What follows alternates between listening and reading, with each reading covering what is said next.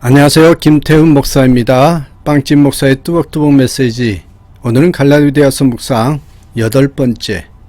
인생의 끝이 아름다운 삶이 되려면, 인생의 끝이 아름다운 삶이 되려면, 갈라디아서 6장 11절에서 18절의 말씀 가지고 뚜벅뚜벅 메시지 시작하겠습니다. 자, 오늘은 갈라디아서 묵상 마지막 시간이죠. 자, 여러분 혹시 여러분 몸에 혹시 상처 자국이 있으십니까? 우리는 주로 그 상처를 부끄럽게 여기서인지 주로 숨기려고 합니다. 그렇죠? 그런데 특이하게도 이 부끄러운 흉터를 큰 자랑으로 여기는 사람도 있더란 말이죠. 바로 상위 용사들입니다. 전쟁에 참전했다가 부상을 입은 분들이 있죠. 제가 아는 어떤 분은 70이 넘으셨는데 언제나 사람들을 만나면 자랑스레 옷을 벗고 전쟁터에서 입은 상처를 보여주곤 이 상처가 그때 포탄에 맞은 자리라고 그렇게 말한 분이 있었습니다. 그 상처가 부끄럽기는커녕 이렇게 자랑스러운 까닭은 오직 하나 있죠. 바로 나라를 위해서 싸우다가 입은 상처이기 때문입니다. 내 성질 때문에 참지 못해서 싸우다가 입은 상처라면 어찌 자랑스럽겠습니까? 오히려 부끄러워서 숨기려고 하겠지요. 하지만 똑같은 흉터, 똑같은 상처라도 나라 위에 싸우다 생긴 것이니 자랑스럽고 영광스럽게 여기는 것입니다. 그렇습니다. 의미가 중요합니다.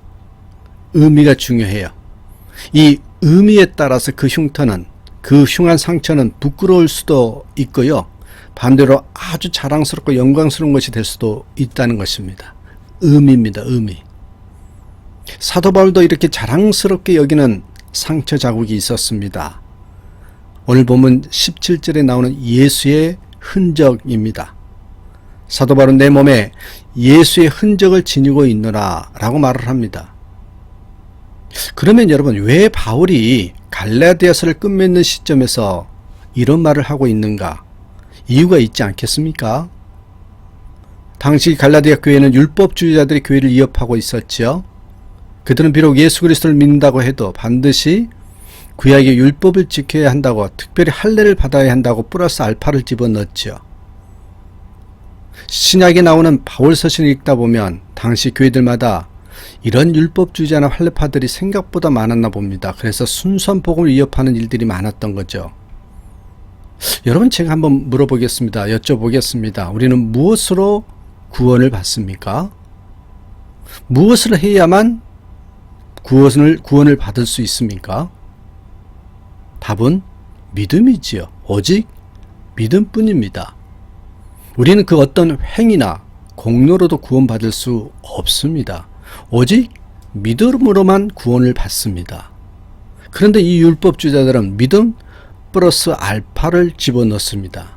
뭔가 다른 것이 더 있다고 주장하는 건데 그게 율법이래요. 그 구약의 율법을 지켜 특별히 할례를 반드시 받아야 구원을 받는다고 주장합니다. 그러니까 잘못된 것이고 이단이라고 하는 거죠. 사도 바울은 이 율법주의자들을 비판하면서 마지막 6장 결론 부분에 이런 말을 하고 있습니다. 12절.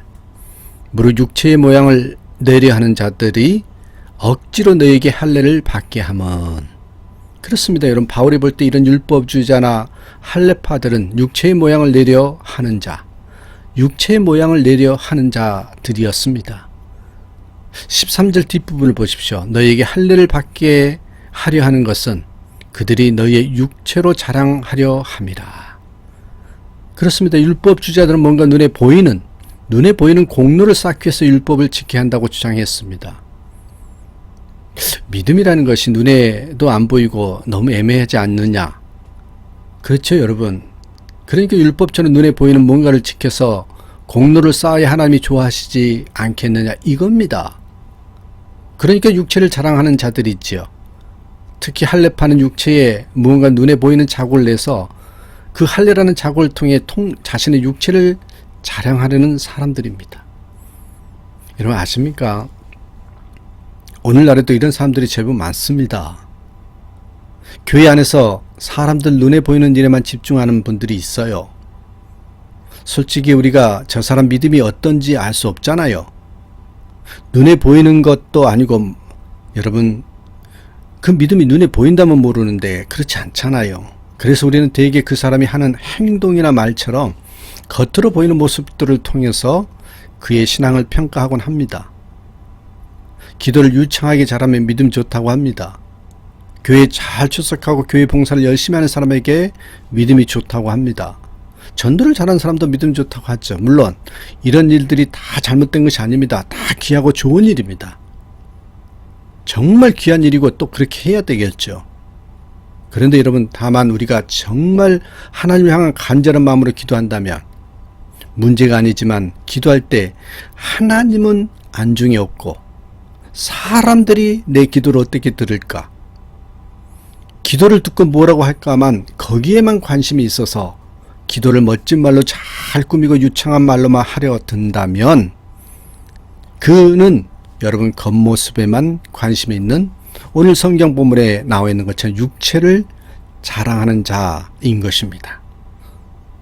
사도 바울은 바로 이런 육체를 자랑하는 자인 갈라디아 교회의 율법주의자와 할례파들을 향해서 이렇게 선언하죠. 14절입니다. 그러나 내게는 우리 주 예수 그리스도 십자가 외에 결코 자랑할 것이 없으니 그리스도로 말미암아 세상이 나를 대하여 십자가에 못 박히고 내가 또한 세상에 대하여 그러하니라. 그렇습니다. 사도 바울은 세상에 자랑할 것이 딱 하나였던 것입니다.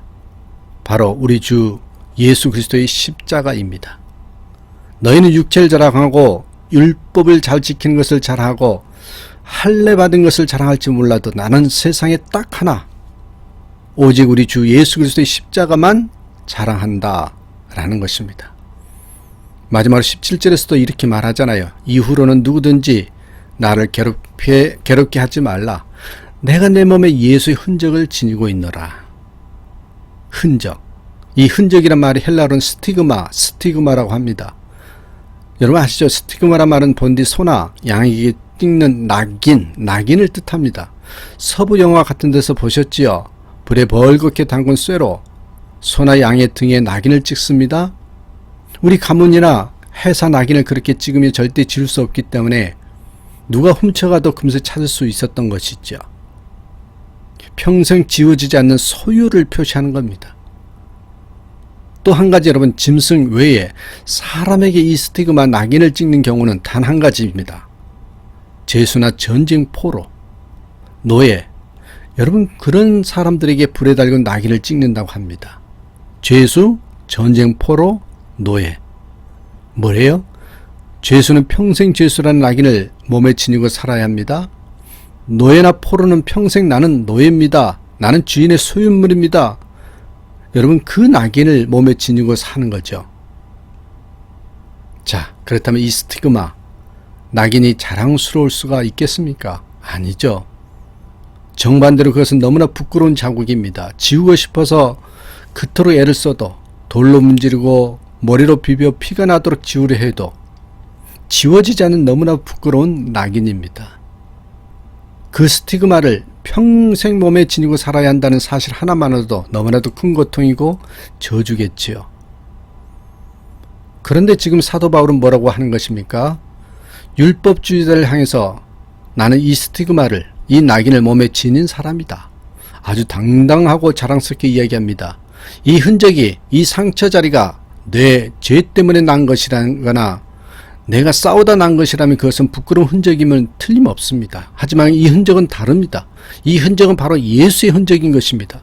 예수님 때문에 난 흔적, 예수님을 위해서 살다가 남은 상처이기 때문에 부끄럽기는커녕 너무나 자랑스럽고 떳떳한 것입니다. 그렇다면 이 예수의 흔적은 무엇일까요? 그것은 사도 바울이 예수 그리스도를 위해서 살다가 복음을 전하다가 남은 상처들입니다. 오늘 이 땅에 예수 믿는 사람들이 너무나 많습니다만 그만큼 예수 편하게 믿으려는 사람들도 너무 많습니다. 당장 나부터 그런 모습이 있지 않아요. 절대 힘들게 어렵게 믿지 않으려는 것입니다. 절대 손해 안 보고 믿으려는 것입니다. 심지어 예수 믿어 무슨 유익을 얻어 버리는 사람도 많습니다. 사업하려면, 장사하려면 예수 믿어야 되더라. 시장이 안수집사고 사장이 교인이 나도 믿어야겠더라. 이민자들은 이민사회에서 정말 먹고 살기 위해서는 교회에 나가야 되더라. 여러분, 이런 분들에게 경종을 울리는 메시지가 오늘 본문이죠. 십자가의 길은 결코 쉽지 않습니다, 여러분. 제대로 예수 믿고 그분을 위해서 치열하게 살려면 우리는 반드시 갈등도 많이 하고 손해도 보고 왕따도 당하고 힘든 일도 생깁니다. 그러다 보면 우리에게는 상처가 남습니다. 흉터가 남습니다. 예수 제대로 믿다 손해본 흔적이죠. 따돌림 당하고 힘들게 산 흔적입니다. 때로는 사도 바울처럼 진짜 몸에 상처가 남기도 합니다. 그것은 그런데요, 나를 위한 흔적이 아닙니다. 바로 예수의 흔적, 예수 위에 살다, 그 복음을 위해 살다가 남은 흔적인 것이죠. 그러기에 우리에게는 부끄러운 자리가 아니라 세상 그 무엇보다도 자랑스러운 흔적이요 자리인 것입니다. 그 흔적들은 우리가 나중에 주님 앞에 섰을 때 주님이 얘야 그 흉한 상처는 무엇이냐 라고 물으실 때 예, 이것은 바로 예수의 흔적입니다. 제가 주님의 소유라는 낙인입니다. 제가 예수님처럼 십자가 지고 가다가 난 자국, 주님처럼 손발에 목자국, 허리에 창자국 난 자리입니다. 제가 바로 당신을 위해서 치열하게 살다가 남은 상처, 당신을 위해 받은 박해와 상처, 아픔과 손해입니다 하고 자랑스럽게 보여드릴 수 있는 영광의 상처인 것입니다. 바로 그때 주님은 우리를 꼭 안아주시면서 얘야 너야말로 나의 가장 충성스러운 종이여 사랑하는 자녀다라고 그렇게 인정해 주실 겁니다. 여러분, 지금 여러분의 몸에는 그리고 여러분의 삶의 현장에는 어떤 예수의 흔적이 남아 있습니까? 오늘 말씀을 한번 적용해 보십시다. 인생의 끝이 아름다운 삶이 되려면, 하나님 앞에서 참으로 부끄럽지 않은 삶이 되려면 우리가 어떻게 살아야겠습니까?